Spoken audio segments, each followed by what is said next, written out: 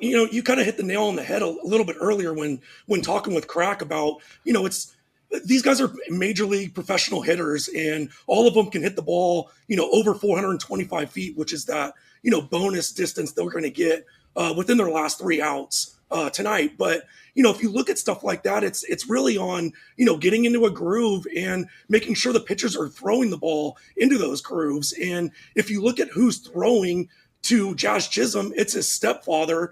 And he's been, Jazz has been quoted saying, I'm really only looking to give out, a 70% type of effort. I'm looking to have a really good time and not really do anything more than that. So, we're going to get a BP pitcher that, isn't throwing to major league hitters, not throwing in front of these large crowds with, a little bit more on the line. So I'm going to fade I'm going to fade Jazz Chisum in the first round for under 17.5 home runs. And you're actually getting that at plus 100. So kind of playing it against, him getting into a groove, maybe having to take a little bit more pitches or even swinging at pitches that they haven't worked out as far as, the spot that he wants to hit from.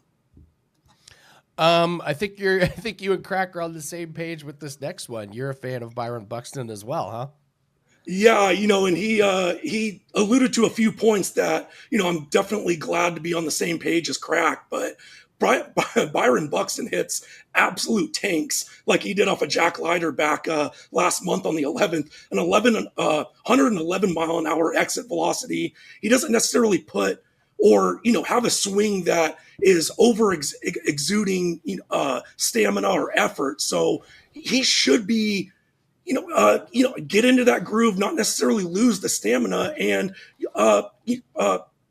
Crack touched on it again. Tommy Watkins is the third base coach, the normal BP pitcher that Byron Buxton's seen since 2013. So over 12 years of experience. He knows what Byron wants. He can get into that groove. He's a professional pitcher, not necessarily going to change arm angles. So I like that we're getting a little bit more of value going down the odds boards, and I'm going to play him just to get out of the first round at plus 120.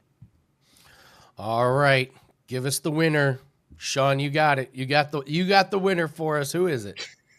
So I was going back and forth between Oneil, Cruz and James Wood. They both have extremely high exit velocities. And they can, like Byron Buxton, they can hit absolute tanks. And where I fell off of Oneil Cruz was he got taken out of the game on Saturday with a hip flexor issue and, turning through the ball, trying to wrap it around that right hand or right field foul pole. That hip flexor might be somewhat of an issue, and definitely do not want to see him on the injured list from the home run derby. So I'm going to lean on the 6'7" James Wood with a very long swing. His the barrel of his bat stays in the strike zone for an extended amount of time. Kind of reminds me of obviously not comparing the two, but more of like a Ken Griffey Jr. type of swing. Like I said, the barrel of his bat stays in the zone. He's got a good pitcher in Ricky Gutierrez, which again is the third base coach and the normal BP pitcher for the Washington Nationals. So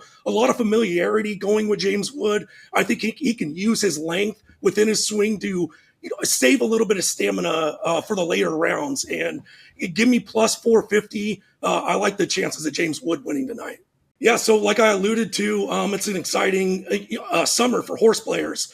Saratoga started last week. Friday is opening day at Del Mar. And right now you can get 30 days of horse racing downloads for $99. And depending on what day of the week that you purchase that goes down to as little as $3 a card. So a significant discount if you're a horse player, if you like Saratoga, if you like Del Mar.